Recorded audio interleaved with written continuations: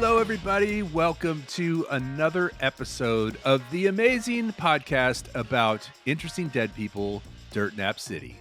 I am one of your two hosts, Kelly, and I'm here with my buddy Alex. How you doing, Alex? Hey, man. Right out the gate with amazing. That's nice.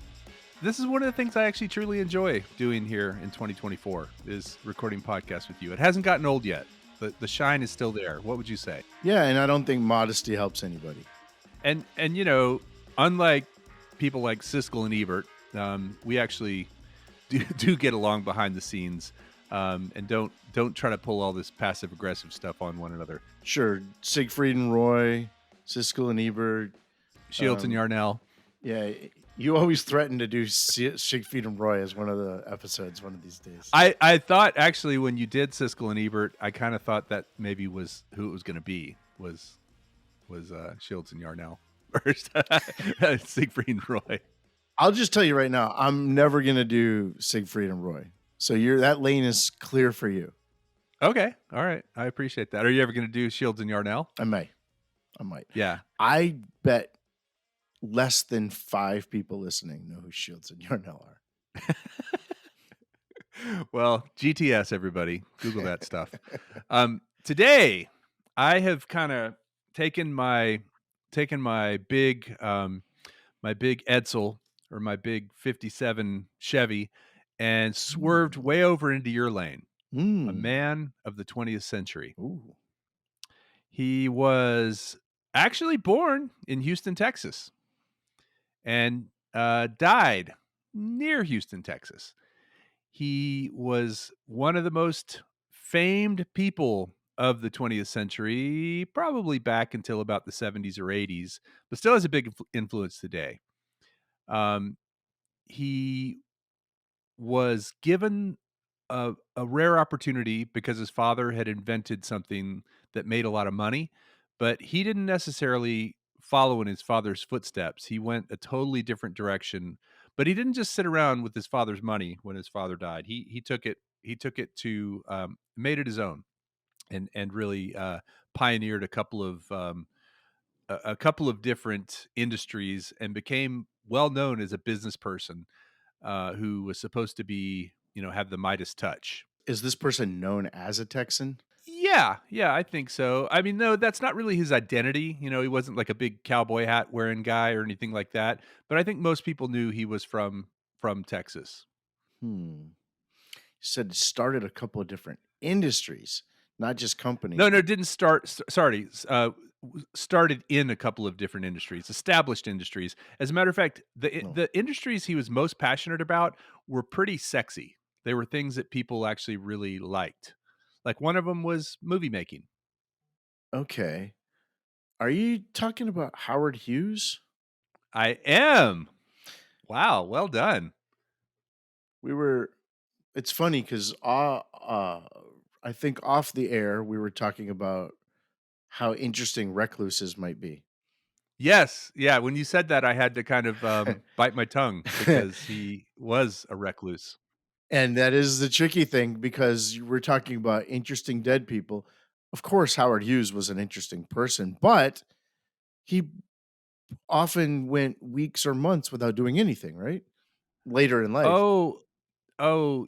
Yes, but still, there was so much going on. Sure. So much going on, even when he was a recluse. He actually tried to run his company, not just his company, because he was in so many different things, from that recluseness. He had telephones. He had an entire staff with operations that would give him messages, put phone calls through, get people on the phone for him. He had lieutenants. He was almost like, when you hear about someone in prison calling on a hit and getting someone killed outside of prison, you're like, how do they do that? They're in prison. It was almost like that. He could make things happen outside of his 4 walls, even though for months and years he was a recluse and didn't see anybody, didn't shower, didn't cut his nails or his hair, didn't wear clothes a lot of the time. I mean, he was a strange cat. Well, I can't wait to hear about this. But you say this is my lane. I think this is very much your lane. I think the people that I've learned that you are interested in are these kind of these titans, these big titans of industry, these people that have big ideas, the people that are powerful and run a lot of stuff and a little quirky. So I think this fits right in your lane. Maybe in my century.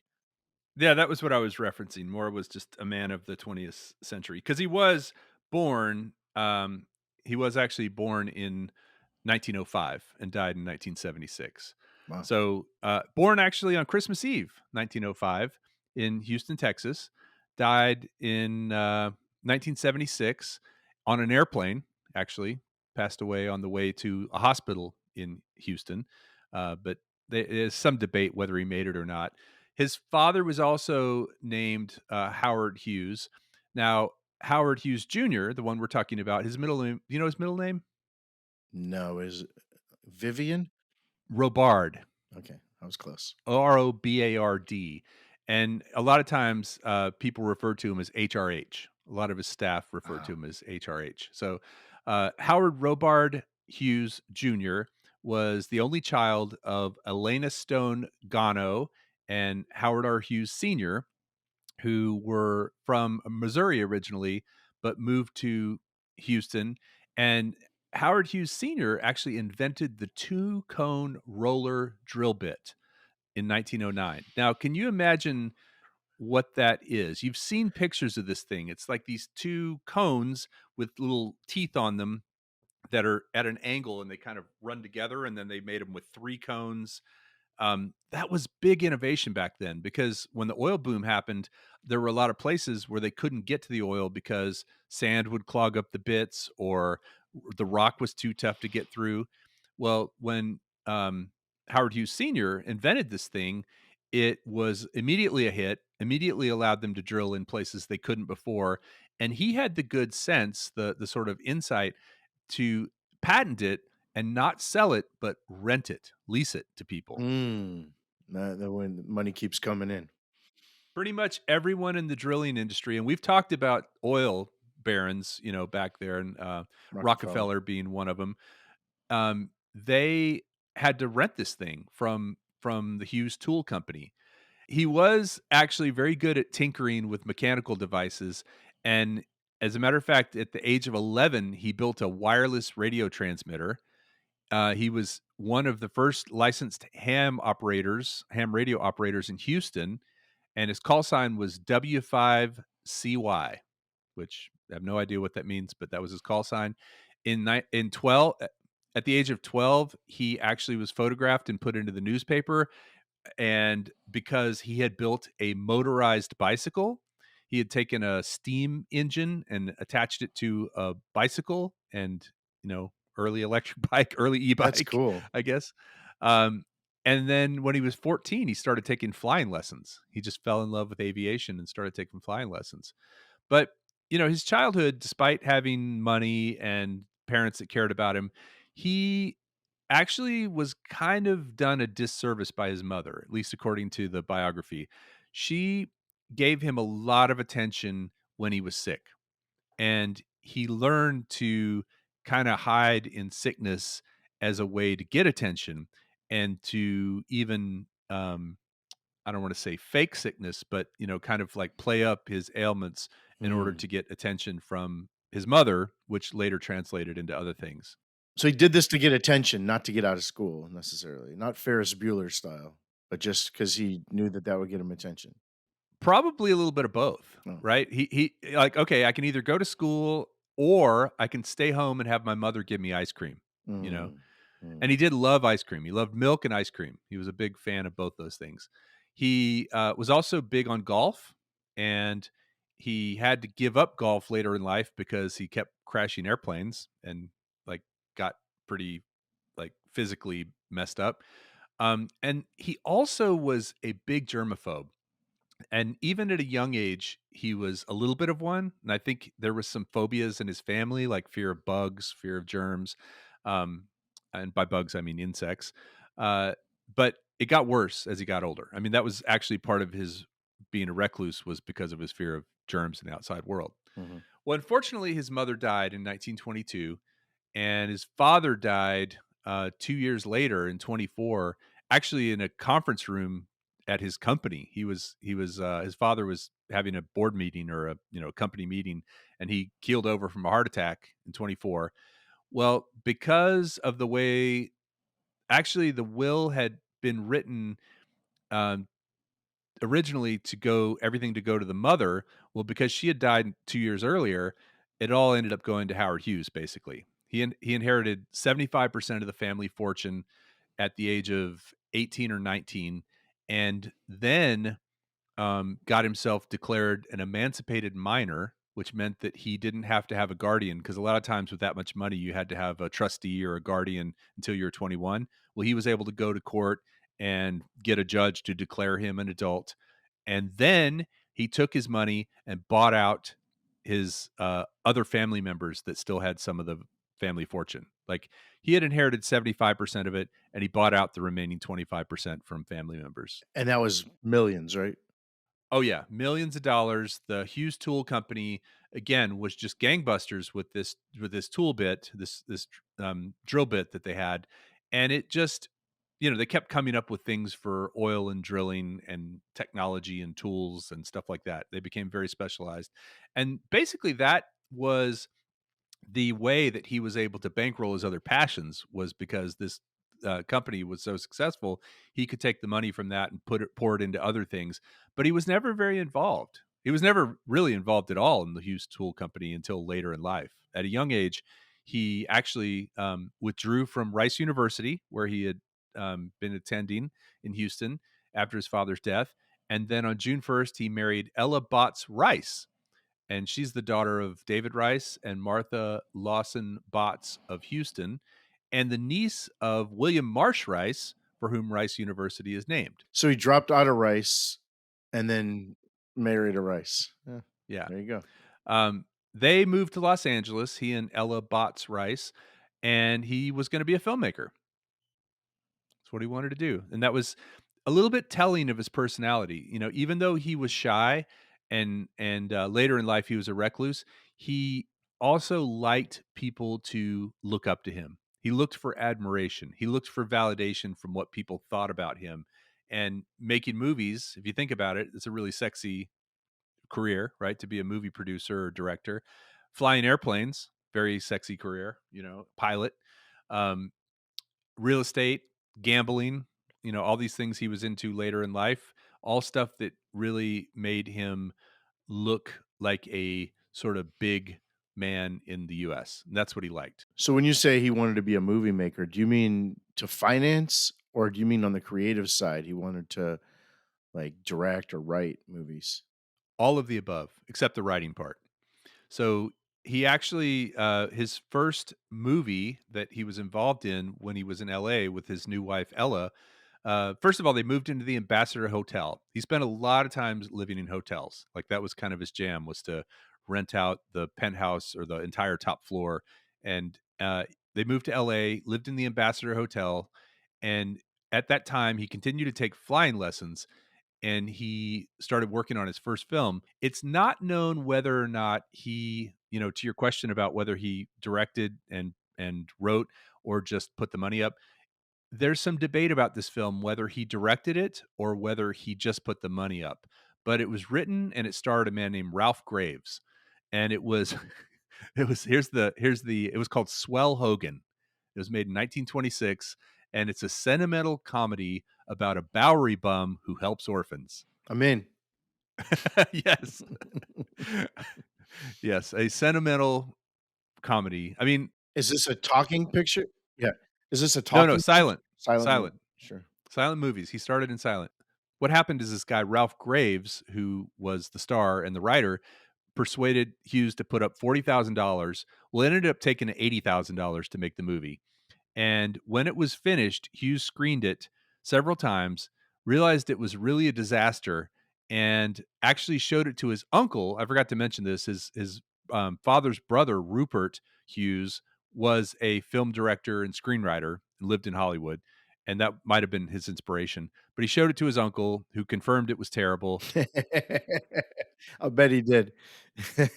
It's actually rumored that Howard Hughes had all of the film destroyed. So I don't think you'll be able to find Swell Hogan on the internet. And I'll bet the bar wasn't super high to be a good movie back then either. I mean, this is the early day of movies. They Yeah, were silent. 1926. I Yep. mean, it probably wasn't that hard to make a decent movie. If you could play the piano, the sort of, Joplin style piano, then you were good. And for a family member to tell you that it sucked, it must have really been bad. Yeah, one of the key takeaways from that is the budget that he originally had doubled. So, like I said, instead of $40,000, he spent $80,000. And this was a reoccurring thing that happened throughout his life. He ended up, um, not being the businessman everybody thought he was because he didn't really care about profits. He had this fountain of money coming from the Hughes Tool Company, and so he would throw money at things without care for whether they actually returned a profit or not. It was more about what the public perceived as success versus real success. Hmm.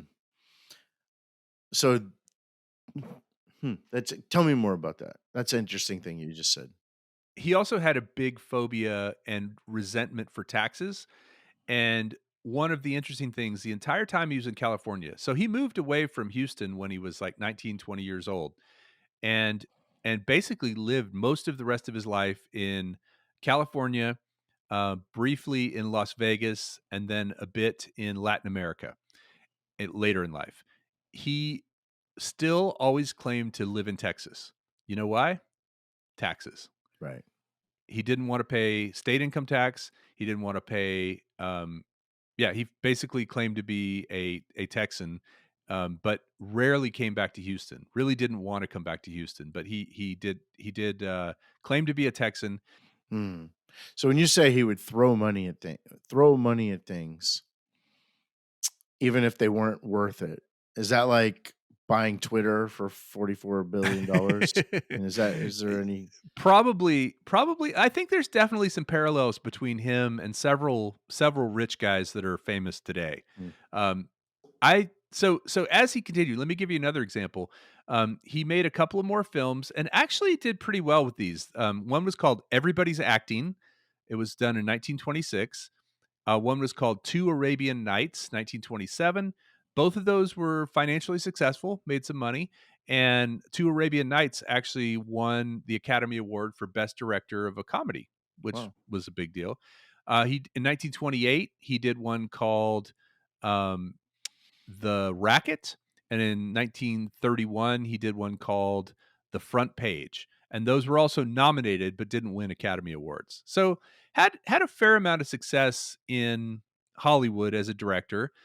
Unfortunately, his wife wasn't digging it. She He didn't spend a lot of time with her. He was out on shoots all the time and, supposedly carousing with starlets and such. And so she moved back to Houston in 1929 and filed for divorce. Yeah. But asking about throwing money at things. So in 1930, there was a movie he made called Hell's Angels, and it was a World War One airplane film. Had blimps, biplanes. I think they used like almost 100 airplanes in this film. There were um, there were cases where airplanes uh, crashed, and actually, I think at least one person was killed. One pilot was killed during the making of this. Howard Hughes Mm, himself was in an airplane and might have been running the camera. He was a very hands-on guy, by the way. Like when he did movies, he directed, he ran the camera, he just wanted to do everything. When he did aviation, he test flew all of his own planes. Like he didn't let other people do that. He wanted to do it. He said, "Why should I pay someone else to have all the fun?" Well, during this film, several planes crashed, including one that he was in, and he that was his first plane crash. Went down fairly easily in a field, like a farmer's field, and so he walked away from that. But he ended up spending $3.5 million, which, as I said before, the other movie, Swell Hogan, he ended up spending $80,000, which was double the budget. This was $3.5 million. And part of the reason this went over so big, or over budget so much, besides all the airplanes, a couple of reasons. Number one, shot a bunch of scenes where he wasn't happy with how the scenes looked because the planes looked like they were going slow. Well, the reason they look like they're going slow is because there's no point of reference to show anything behind them, right? You're panning the camera, it's a blue sky. It almost looks like the plane's standing still if you keep the camera in the center of the frame. He reshot Sure. those scenes with clouds. So he basically had to move the entire production to another place in California where there were clouds, wait several days for the right amount of puffy clouds, the right weather, and reshoot. Well, every day you're not filming, you're paying for the all the airplanes, all the pilots, all the extras, everything. And so there was that. But then what really jacked up the budget on that was right when talkies started being big, sound in the movies. And he realized when the thing was finally put together, because it took several years for them to put it together, he realized that he um, had missed the boat. It was a silent movie when the next big thing was people talking in movies. So he actually paid to reshoot all the dialogue scenes and add sound effects and made it into a talkie. But by had to reshoot everything where were talking. Wow. See, this is what rich people do, though. They're not constrained by anything, so they can just make these decisions, and sometimes they pay off, and sometimes they don't. Sometimes you're doubling the budget of things and not getting the return. This they still do this, right? This is what's fascinating. 100% his MO. So that film, Hell's Angels, did receive an Academy Award for the best cinematography, which was pretty good. I mean, flying, doing cinematography in an airplane, doing camera work in an airplane at the time was pretty big deal. And I watched some clips from this movie, and it was pretty I good. mean, this is 90 years ago we're talking, right? I mean, this is a long time ago. Yeah, this was coming up on 100 pretty soon. So he did a few more films. He did Scarface, the original Scarface, which was about the Chicago Mhm. ganglands. That film actually got a lot of press and actually ended up being pretty well viewed and made money because there was so much debate about the censorship of it. The censors at the time thought it glorified violence, glorified gangsters, and they ended up making him reshoot and re-edit some scenes and then add a prologue at the beginning condemning gangsters. We've talked before about the different censor laws that they had back then, and what movies were trying to be, What was it you called? know, The pay Hayes Act, yeah. Hayes Act, yeah. So anyway, he directed one called The Outlaw in 1943. It was a western about Billy the Kid, Doc Holliday, and it had Jane Russell as the leading lady. She played Mm. Rio McDonald. Well, so first of all, I'm gonna say Howard Hughes knew how to do PR. He was very good at that. So for Scarface, for example, he took advantage of all the press and all the fight he was having with the censors to build intrigue. Well, he did the same thing, except with Jane Russell, he was doing it through low cut dresses and camera angles to accentuate Sure. her. You know what people wanted to see. Yeah, I mean, she was a beautiful woman, Yeah. um, but he didn't actually like the way some of those shots were looking, and he actually engineered a bra, a special bra, one of the first underwire bras. Nobody had done Mm. this. He took some, metal rods and bent them and had his team affix them to her bra so that they would do the lift and squeeze, and that was his thing, is he wanted to lift and squeeze Jane Russell, so that she could look even sexier. Well, that worked. She became a big star. The movie was a big hit. And Jane Russell said later, "Believe me, he could design airplanes, but Mr. Playtex, he wasn't." And he probably wouldn't care. By the way, he was doing movies and airplanes at the same time, so I'm kinda going through the movie stuff now, but we'll talk airplanes in a minute.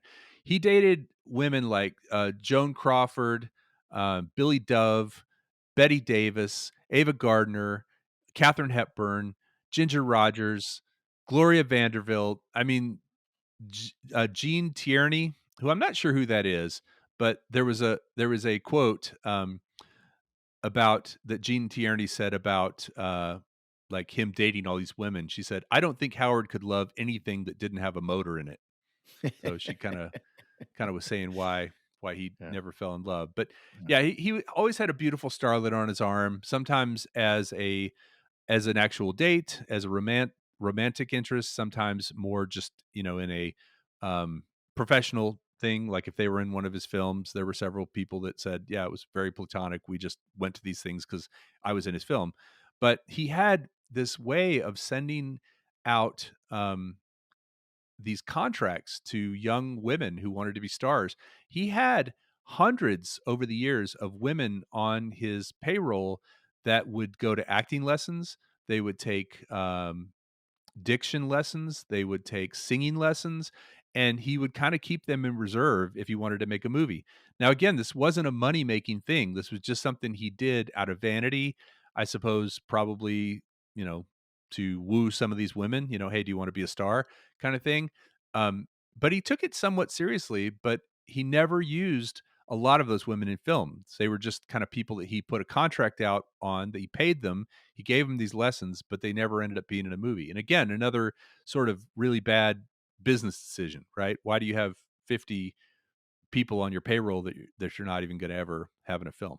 And in some ways kinda set the tone probably for Hollywood. Yeah, definitely. It's interesting. He came to Hollywood. Hollywood was established.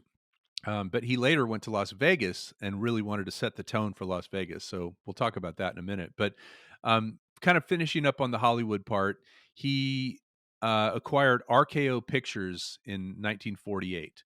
So that was one of the big five studios in Hollywood's golden age. But within weeks of acquiring the studio, he fired 700 employees. He dropped the production schedule. He shut down production for 6 months so that he could order investigations into the political leanings of every employee. He wanted to make sure that they weren't, communists or, anything like that. He basically felt like he had to go in and clean house and slow everything down and micromanage a lot of stuff, to the point where the company quit making enough movies to be profitable. They had gone from making 30 pictures every year to 9. And in 1957, it actually shut down. RKO struggled and shut down. Wow, they just went into music at that point, I think, because I think they had a record label after that. They had movie theaters, they had a record label, they had radio stations, they had a whole bunch of things. And yeah, it may have kind of dwindled down to one thing, but basically it was another one of those losing business ventures that, he acquired the studio. Sounds like his paranoia was also a part of this whole mix.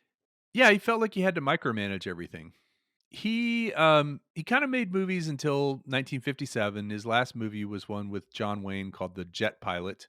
And he also had an interesting thing he did right after Prohibition.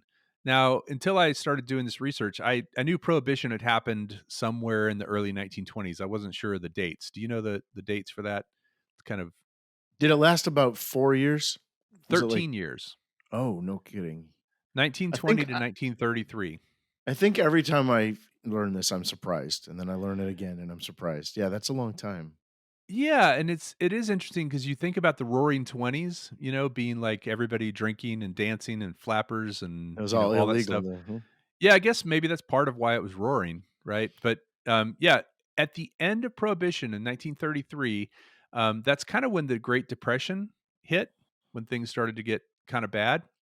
He ended up starting a brewery in Houston on the grounds of the Hughes Tool Company, because they had land in Houston, and it was called Gulf Brewing. Hmm. Had you heard of that? No, I've never heard of that.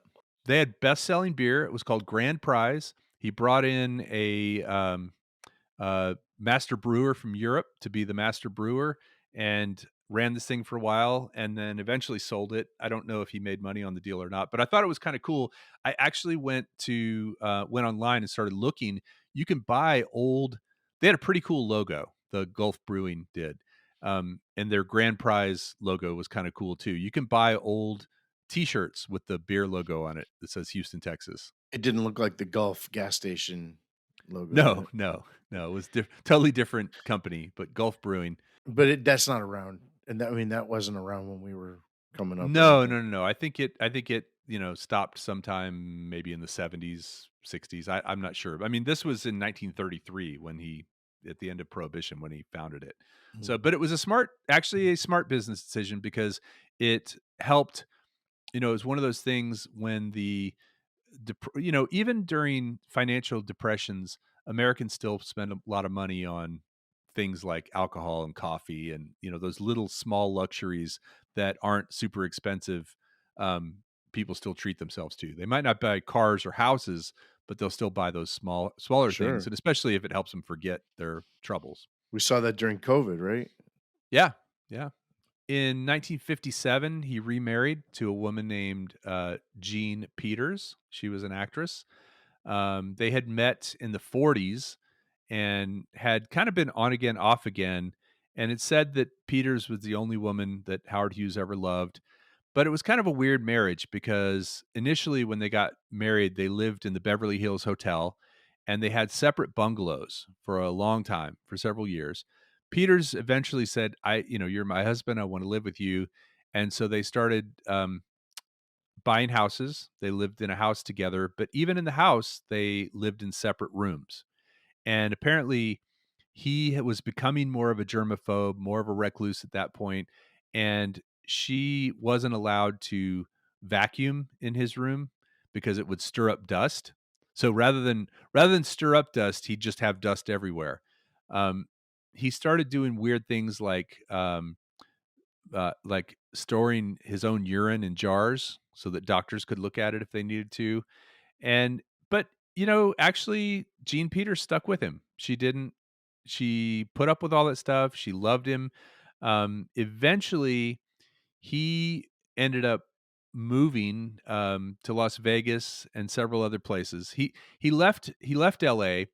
and left without her and didn't see her for like 3 years and then finally saw her, and then that was only brief, and then she went back to LA while he was gone, living in Vegas, and after years and years, in 1971, she filed for divorce.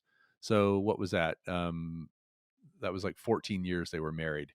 But she never spoke ill of him. Jean Peters was, I think, the love of his life. She never spoke poorly of him. She didn't die until the 90s. She was around for a while. But yeah, he just got too weird to live with. Yeah, I can imagine. In parallel, during all this time, in 1932, he formed the Hughes Aircraft Company. And his whole goal was to be able to um, contract for the government, to be able to build planes for the government, for military, for science, for all these kind of things. And he did end up getting a couple of government contracts. Even later in life, he had a government contract to build helicopters. But every single one of the airplanes he was going to build either had overruns in cost or wasn't done in time for the war. There were problems with all of them. So he he kind of he loved it. That was his passion. He loved to look at airplane magazines. He loved to like anything to do with aviation he was into and had a brain for it. He was very, very smart when it came to that sort of thing. He actually was inducted to the Aviation Hall of Fame in 1973 and was listed in Flying Magazine's 2013 list of heroes of aviation as number 25. Sure, wow. But despite all of his fame in aviation, he actually crashed 4 different airplanes. 4 different airplane crashes. Survived all 4. That's why he was only number 25, I guess. Yeah, right. He would have been number 1, but he went down notches every time he crashed. One was a Thomas Morse Scout that was used when filming Hell's Angels, and that was his first air crash. That was the one I said was in a farmer's field, and actually he walked away from with just Did a he few have a bruises. camera? Like, what Yes. was he filming it? I don't know if he was filming or if he was flying. It seemed more Mm. likely that he was probably flying and someone else was filming, but I'm not sure. But He might have been trying to do both, that's why he crashed. right. That's exactly why you shouldn't text and drive, kids. So he then crashed a racing airplane that he had built while trying to set an airspeed record. That one was also in a field and minor deal. He crashed one, military plane that he was, Sikorsky, that he was doing touch and goes with at Lake Mead, and actually had a couple of people die in that crash. The plane sunk.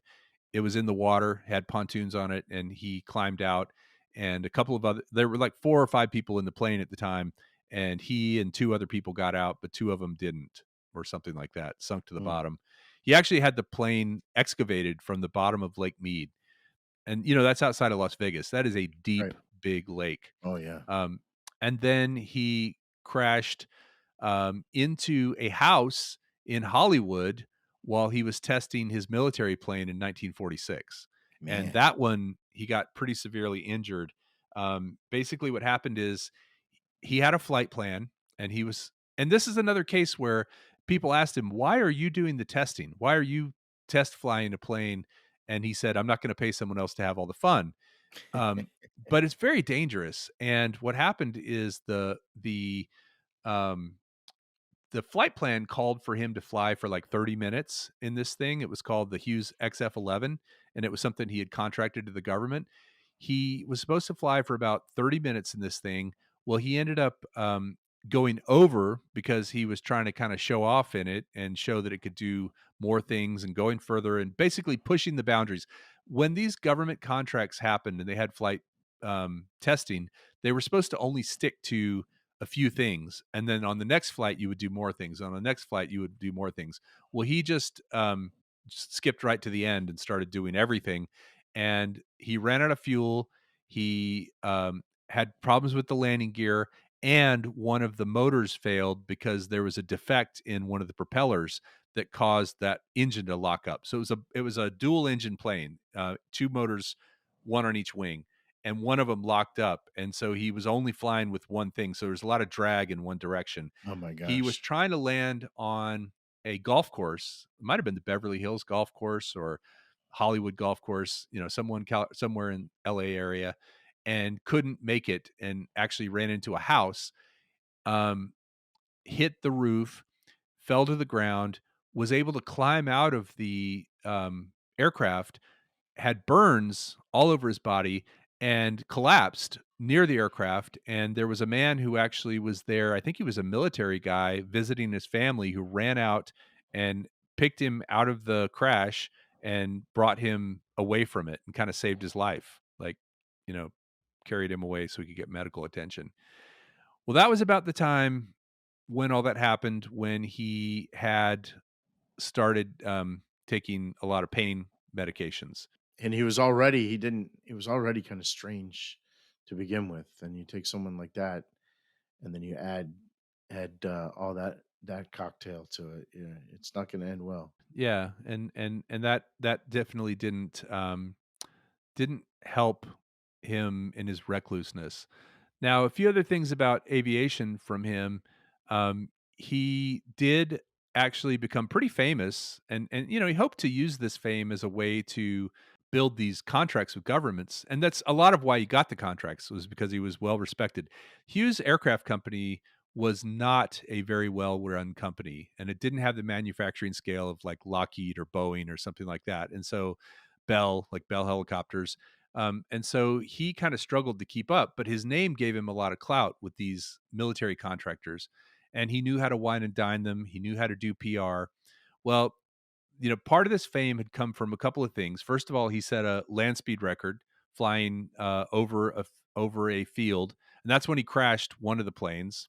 Um, was during setting this land speed record.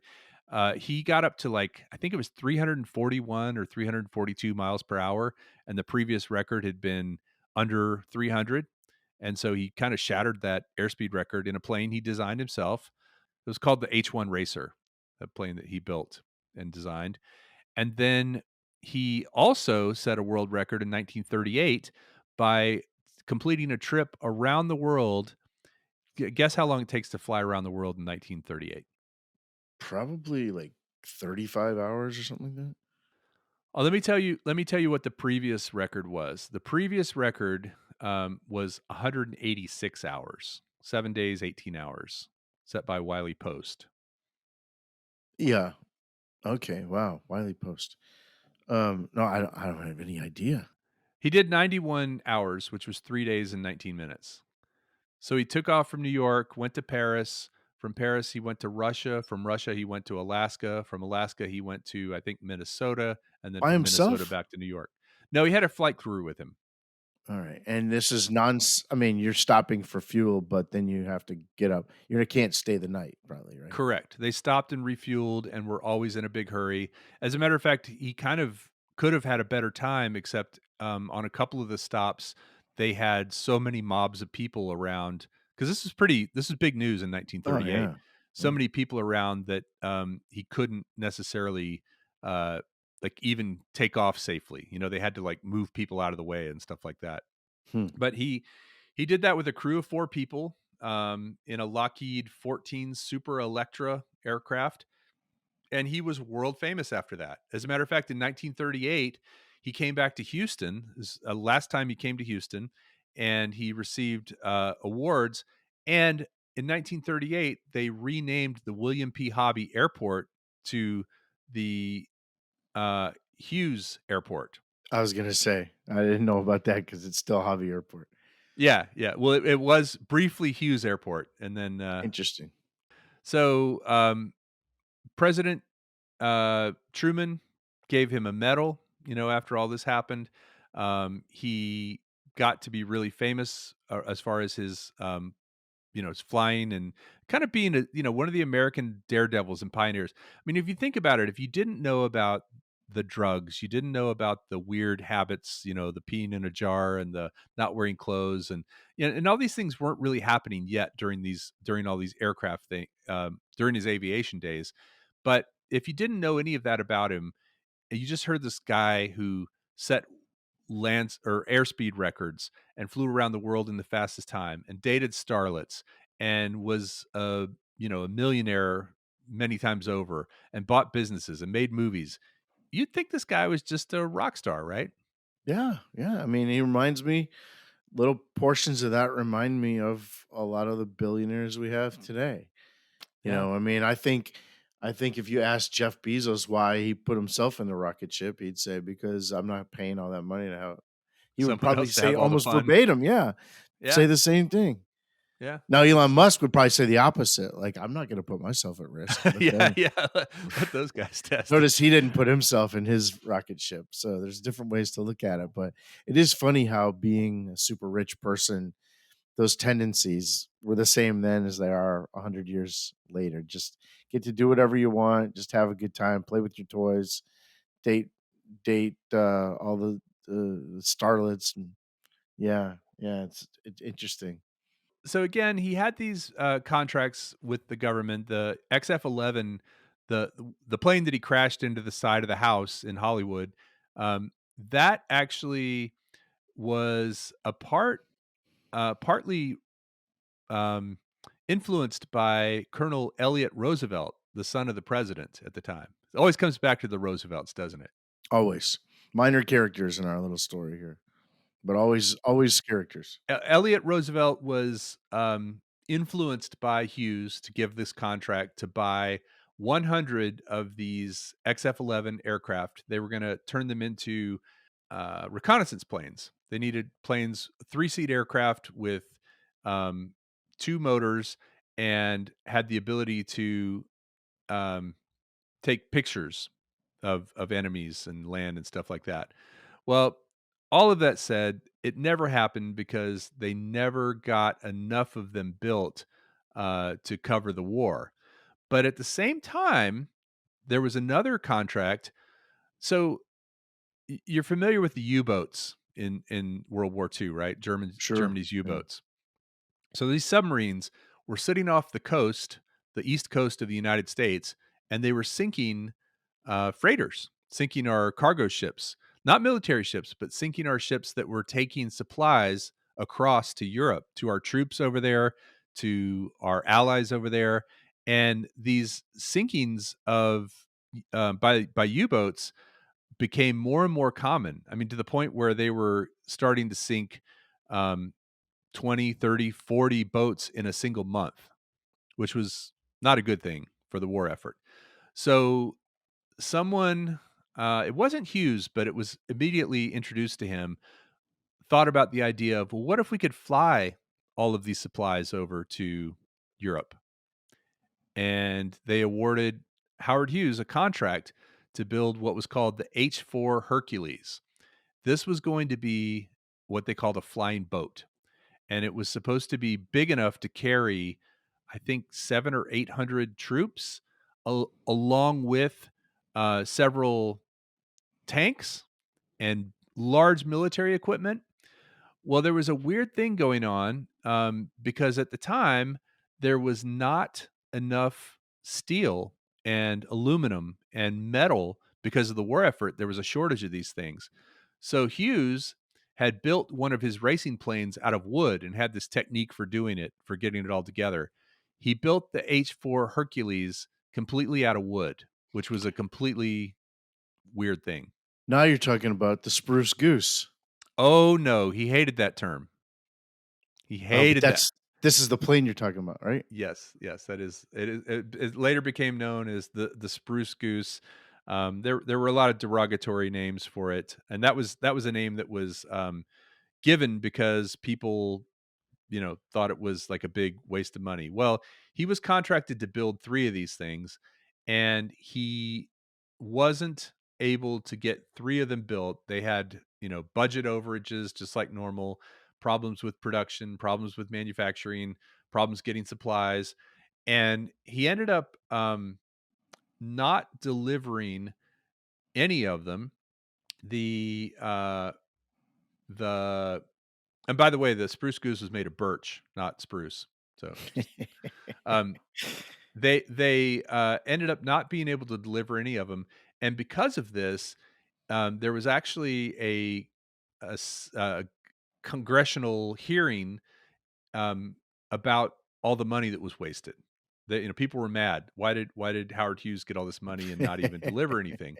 So he went before this, board, congressional board, to be questioned, and during the questioning, he actually was kind of, glib and flippant, and um, and they said, "Well, this thing will never fly," and he said, "Yes, it will." um, he was able to get them after the war, when the whole project was scrapped. He was able to get them to go ahead and pay to finish building one, because the first one wasn't completely built yet. So he was able to get the government to spend another, they were already into it for millions of dollars. Um, so they said, all right, if we spend another little bit comparatively, we can finish building this thing.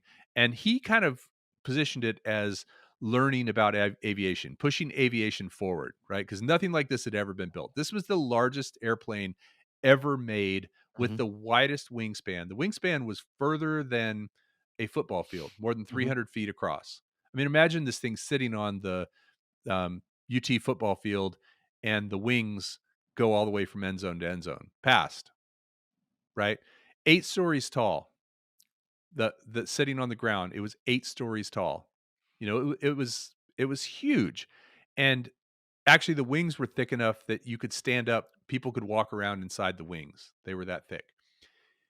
He ended up getting the money to finish building it, and he was supposed to do some taxi tests out in, um, what was that harbor in California? Anyway, Long Beach. Long Beach, thank you. And the coast, in the water at Long Beach, he was gonna do some taxi tests, and the press was there. He had like 20 or 30 press members on the plane, and he just went ahead and took off, and, kinda said, "Hey, it does fly. Look at that." It was his way of kinda waving his finger back at this congressional hearing to say, "I did build you a plane that flies. I didn't get all 3 of them done. There were lots of problems, but I built a plane that flies." Only time that plane ever flew. So I visited the Spruce Goose And the Queen Mary? and the Queen Mary in Long Beach. Yeah, yeah. Have you ever been there to that? Have you ever I seen have. that? I did. Yeah, it's I was probably too young to appreciate it. I was probably like 14 or something when I I went think and it was visited it. right around the same time for me, and I remember Yeah. just thinking, "That thing is big." Yeah, I didn't even really process that it was an airplane and it shouldn't be that big, probably until now, the way you're describing it, but I remember going and visiting it, um, and it's interesting that you say he didn't like that term. That's all I knew about Howard Hughes back then was the spruce goose. Yeah, yeah, that's one of his most famous things that but again, he called it the Hercules. That was the name he wanted, H4 Hercules. Um, yeah, it was very much it was a lot of people said that his problem was he didn't treat these things like businesses, he treated them like hobbies. And Oh, because well. he had enough money, from the Hughes Tool Company, he could kinda treat them like hobbies. Um, Yeah, and again, you see that today with billionaires, you know? the Hercules, the Spruce Goose, was actually moved, to McMinnville, Oregon, where there's a Air and Space Museum, the Evergreen Aviation and Space Museum Oh, in it's not in Long McMinnville, Beach anymore. Oregon. No, it's not. They moved it in 2020. There was a lot of talk about actually cutting it up and using the parts or using the lumber or cutting it up and putting parts of it into different museums. The problem was there wasn't a big enough place to hold it, right? You couldn't Yeah, put it in the Smithsonian. It was too big to go in right, there. right. And it had to be in a temperature controlled, humidity controlled place. As a matter of fact, for a long time before it was put in that dome in Long Beach alongside the Queen Mary and Long Beach bought it for tourism, before it was put in that dome, it had been in a climate controlled structure that the Hughes Tool Company paid for, or the Hughes Aviation, one of them paid for, over $1 million a year, and it just sat there. Nobody was looking at it. It wasn't doing anything. He just wouldn't let it go. He didn't want it destroyed. He didn't want it cut up. And interesting too, it wasn't even owned by him. It was owned by the government. They had paid him for it, and so he didn't own it, but he didn't want to let it get. He leased it from the government for $1 a year or something like that, with the understanding that he would take the cost of keeping it from falling apart. and I'm guessing he couldn't that it wasn't even on display until after he died. I don't know because he died in '76, and yeah, I guess I was 6 in '76, so yeah, it's probably right. I don't know when it went to, uh I don't know when it ended up going to the Long Beach facility. I went there in, like, 84, I think. Yeah, I was gonna say it was around that same time for me, 84, 85, something like that. But yeah, it probably was after he died that it was put on display. Um, he also I'm gonna go quickly through this, but he also was very, involved in airlines. Like he really wanted to either be an aircraft manufacturer or an airline, run an airline. Those were kind of two things he really had passion about. Did you know that he was the primary shareholder and kind of chief by default because of his shares of TWA? No, I didn't know that. Basically, because he had so many shares, he was a primary shareholder, he could bully the CEO or the presidents, the executives. Like, he was able to basically tell them what he wanted done. He was able to get them hired and fired, and it didn't really make for a very healthy airline. TWA struggled. He ran into a lot of issues with promising to buy jets. This was around the time when the fleet of airplanes was converting over from prop airplanes into jet airplanes. He made a lot of promises, and he really kind of ended up getting TWA in a lot of financial trouble because they didn't have good leadership because he was always undermining them, and he promised a lot of money to buy jets that TWA didn't have. As a matter of fact, he ended up taking the money out of Hughes Tool Company to pay for the jets. And he ended up getting ousted by TWA. The board of directors, I think, was able to do a hostile takeover of his shares. But what's interesting is they wanted to get rid of him for a number of years, like 1963, 1962, 1964. They were trying to get Hughes out of TWA, but he held on to the shares stubbornly, kept doing bad things, and then finally in 1966 he was forced to sell the shares, and because of the timing, pure dumb luck, when he bought them, they were fairly low. he ended up making $546 million on those shares. Jeez. Yes. And had he My sold them gosh. earlier, had he sold them, at first, he wouldn't have made all that money. So he basically messed around with the air TW Airlines for a long time, did a lot of bad stuff to undermine them and make them unsuccessful, drove the prices way down, had a bunch of shares, and then was told to shut up, step away, stop being that way. And he did for a couple of years. And then when they finally forced him to sell, the share prices had gone way up and he made half a billion dollars. You wonder what kind of person he would have been without the money. Because clearly everything that he did had to do with him having money. Every decision he made, kind of the recklessness, the flying without a net, really, basically, right? Yeah. In his whole life, didn't have to ever have a backup plan. Could overspend for things.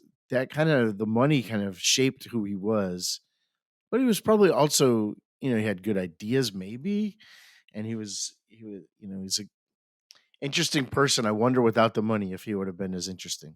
He got to the point where he had a staff. I think I said this earlier. He had a staff of people that they would call, and he didn't take the calls directly. It would go to his staff, and then they would decide what was worth him listening to, Hmm. or if it was important, they would take a message and he would call the person back. They never like even the president and people like that couldn't get him on the phone.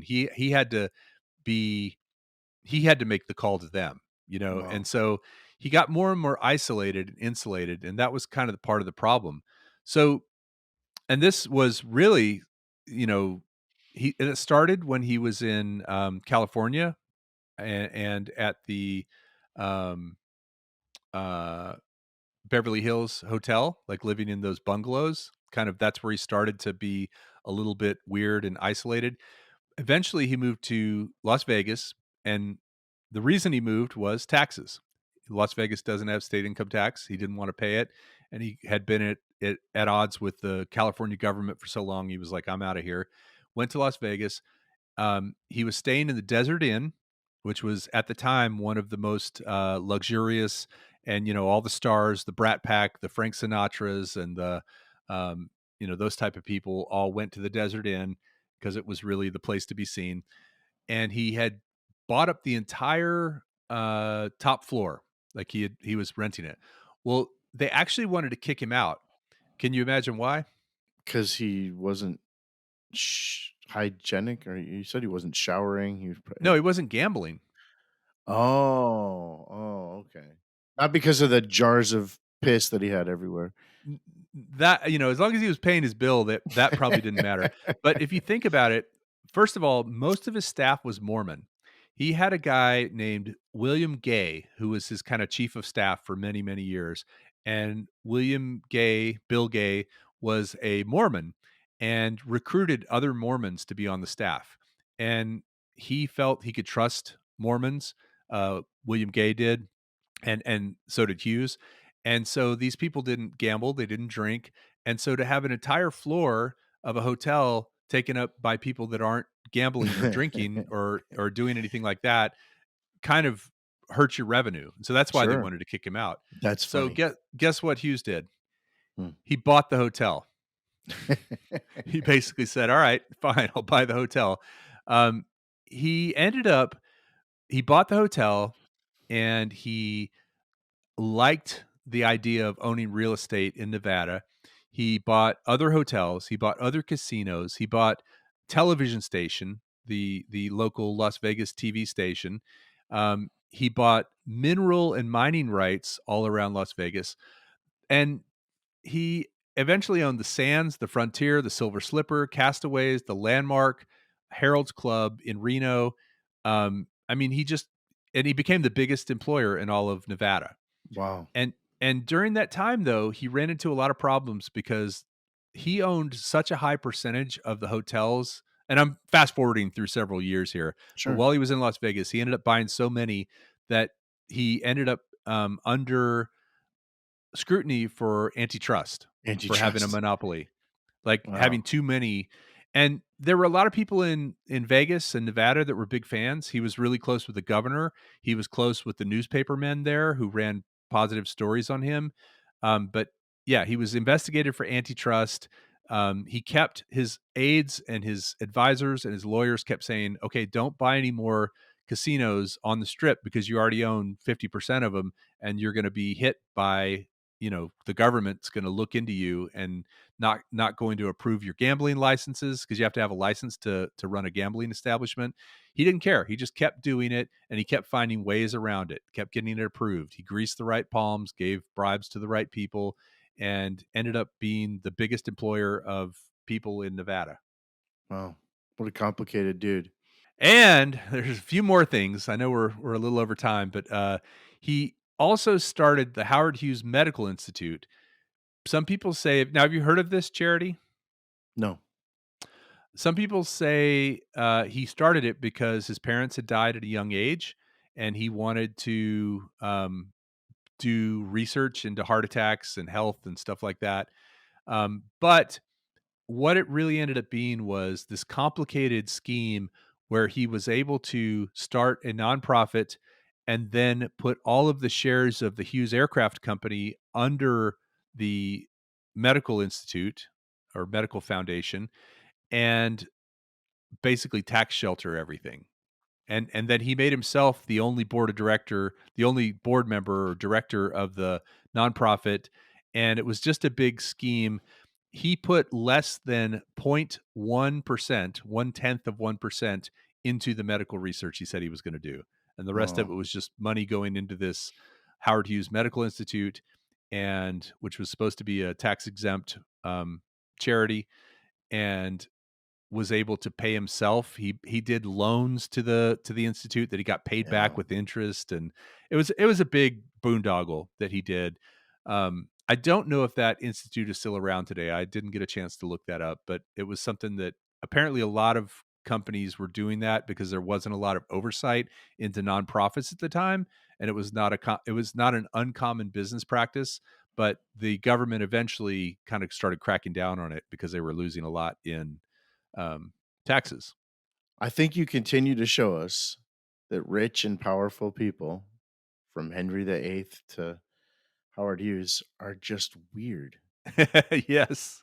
Yeah. Because there's Well no one there to say no, and there's no everyone says your ideas all get implemented, you know? well, that was the thing was the staff he had, they didn't say no. They um, allowed him to take a lot of narcotics over his years. And, they ended up having to sell the Hughes Tool Company, his moneymaker, the one thing that made money. Um, and that kind of is around the time he lost control. Now, when they sold the Hughes Tool Company, they ended up reincorporating it as a public company called Summa, and you're probably familiar with the term summa cum laude. Yeah. So it meant kind of top. He hated the Mhm. name. He hated the whole idea of it. He wanted to call it HRH Properties because of all the property they owned, which he thought stood for Hughes Resort Hotels. That was his idea for it. But Summa was a money loser for a long time as well. But there were actually a couple of companies, one in particular, his aircraft company ended up becoming a very big moneymaker because even though, the Spruce Goose was a failure and the other military planes were failures, they kept these military contracts. And I guess once you're in with the military, you're able to stay in with the military. Well, Sure. the they ended up with converting the name to Hughes Technologies. Have you heard of HughesNet? It's a big Oh, yeah. internet Sure. provider. Yeah, that's Sure. that's from They them. do this That's satellite right. internet. As a matter of fact, they were the ones that launched the early bird satellite in 1965. First communication satellite was launched by Hughes in 1965. Um, Obviously, there was a big impact on aviation because, like the Navy's F-14 Tomcat has weapons control systems made by Hughes. The Air Force F-4 has missiles and fire control made by Hughes. The Army's anti-tank missiles are made by Hughes. Um, they have, of course, Hughes Net is cable and internet over satellites, like you said. They make in-flight entertainment systems. They make testing equipments. They make lasers. They even make things that went in. Remember the digital watches before the Apple Watch, Mm. like some of the key equipment. So the company ended up actually doing pretty well, but that was kind of after he quit running it. That was the key. As soon as he stopped running something, it would end up doing okay. Hmm. Um, he ended up, in his reclusive time, like I said, he didn't shave, didn't he had these really long, gross fingernails and toenails supposedly, and he would have them clipped every so often. He was only 90 pounds, and he had stood at 6'3". He didn't eat very much. He just sat in his Wow. room, took codeine, took Valium, and watched movie reels that his staff would queue up for him. Wow. And and yeah, this wasn't even like VCR. This was like 1966 to 1970. Mm. It's said that he took over 33,000 codeine tablets Oh my gosh. in his years. Now, narcotics will give you constipation pretty badly. So he had to have an enema like pretty often, and his staff had to do that.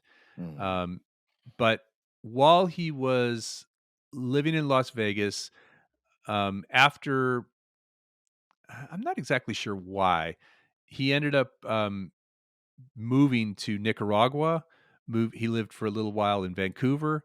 He lived for a little while in Oh, you know what this was? This had to do with, tax evasion, like, he was under investigation for tax evasion, so he ended up leaving the country, going to Vancouver, going to Nicaragua. There was a big earthquake, so he moved to, um, Mexico and the Bahamas, and he ended up, getting to a really bad place in Mexico where they thought he was going to die. So they got him on a plane coming back to Texas, and he did die on that plane on the way back to Houston. They say they had crossed the Rio Grande, that he died in Texas officially, but it's not really known. But what is known is when they brought him into I think it was Methodist Hospital in Houston, they found out he had kidney failure, but they also found out that he had been injected with painkillers while he was passed out on the plane, and that Oh might my have been what gosh. killed him, put him over the edge. Nobody ever really investigated who did the injection or what was done for. He had 4 doctors on his staff, but he was malnutritioned, he was covered in bed sores, he had, actually, glass um, he had been using, glass syringes with metal needles, and when he had X-rays done after he died, they found 5 broken off needles in his arm that Oh had my just been gosh. broken off and were still there that, Like they you had used said, to. too many yes men. You know what would be one way to get me to stop being a yes man though? What's that? If you asked me to give you an enema. Yeah, there That's was, right. That's where I well, here start saying no, Kelly. funny enough, the guy who gave him the enema, one of his chiefs of staff was named John Holmes. He had he There had you Bill go. Gay, John Holmes, and another guy named Woodcock on his staff. So all good Mormon guys. Yeah, I mean, I could honestly go on for another hour because there's a whole thing about a fake autobiography that somebody claimed he had authorized, but actually wasn't authorized, and there was a whole thing with that. There Mm. was a whole thing with his estate and a guy that supposedly saved his life, who was put into his will at the end of his life. And by the way, funny thing, when he was 19, when his parents died, he actually redid his will. And that was when he came up with the idea for this medical nonprofit, to do medical research. But that will got superseded by another will later in life that he worked on for years and years and years and never finished and never signed. So nobody actually knew if he had a will or not. So when he died, this strange man showed up, and they called this the Mormon will, and because it had to Oh. do with the Mormon Church, and it had to do with like money going to his ex-wives, to his first cousin. The whole thing was a mess. Like I think they made a movie about that called they Melvin did, and yes. Howard? Was that Melvin and Yes. Howard? Yes, Yeah, you're right. yeah. Yeah, Melvin Dumar is the guy that supposedly saved his life, and yeah, there was a movie made about it, and that segues nicely into sort of pop culture. There was a movie called or a TV no, I guess it was a movie called The Carpetbaggers that was basically loosely based on him. There was, James Bond, Diamonds Are Forever, Yeah, or you've heard of it? yeah. 1971, it featured a tall, reclusive billionaire Texan named Mhm, Willard White, who was played by James Dean, who operates his business empire from the penthouse of a Las Vegas hotel. Tell me who that is. There mhm. was an episode in 1973 of The Partridge Family, called the episode was called Diary of a Mad Millionaire, and that was a reference to, like, the character was based on Howard Hughes. There was The Amazing Howard Hughes, based on a book written by one of his lieutenants, Noah Dietrich, who he later had a falling out with. Melvin and Howard, 1980.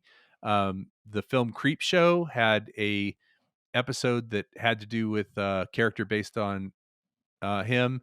The Rocketeer had a episode that had to do with Howard Hughes. Conspiracy Theory, The Aviator, which I actually watched, with directed by Martin Scorsese and with Leonardo DiCaprio. Have you seen that Love one? that movie. Yeah, it came in fact, as you were talking throughout this episode, it was reminding me of stories from that movie. Great movie. Came out like Yeah. 20 years ago though, right? Yeah, 2004, exactly 20 years ago. Um, remember the animated movie Robots? Oh, yeah. Was kind of No, I around haven't the s time of Pixar. I don't know if it was Pixar or yeah, not, I but didn't see it, but yeah. yeah, it was, one of these, like, cars and planes, and there were all these movies that came out about things. Well, there was a character named Mr. Bigweld that Mel Brooks voiced, and he was the owner and inventor or of Big Weld Industries, and that was sort of based on Howard Hughes.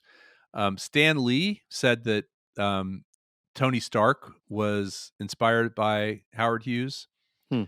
And then there's a ton of songs that reference Howard Hughes. One by Genesis, one by Jim Croce, one by the band 10cc, the Boomtown Rats, Kansas, AC/DC. I mean, these all have references to Howard Hughes. It's definitely made a mark, didn't he? Yeah, yeah, pretty amazing how many songs. Do you think most of those songs and most of those pop culture references have to do with him being a weird recluse or being a rich Texan? I think it's mostly weird recluse because the songs are like "Working at the Car Wash Blues" is one of them. Um, there's Howard Hughes in blue suede shoes, smiling at the majorettes, smoking Winston cigarettes. Some of the lyrics. That's the Genesis song called "Broadway Melody" of 1974. Yeah. Kind of people gravitate towards him being a weirdo. And then, some of my favorites here, he had a character, um, based on him on The Greatest American Hero, if you remember that show. Uh, of course, The Beverly Hillbillies, the Clampett, Hughes empire, where Jed Clampett, while in Hooterville, decided to merge his interests with a man Mr. Drysdale believes is Howard Hughes, the famous but reclusive billionaire. Eventually, it turns out to Mr. Drysdale's chagrin that Hughes is no billionaire. He's an old farmer named Howard Hughes, spelled Hewes. Yeah. I remember that episode actually. You do? Yeah. I am Howard Hughes. Because that's the crossover with Green Acres. Ah, okay, okay. Um, Green Acres is a place for me. You don't wanna get me started on '60s sitcoms. We'll be here all day. Phineas and Ferb had one where they set out to build a plane bigger than the Spruce Goose. If you remember Phineas and Ferb, and of course, the classic of all times, The Simpsons, had an episode where basically Mr. Burns was styled to be Howard Hughes, and they renamed the plane from Spruce Goose to Spruce Moose.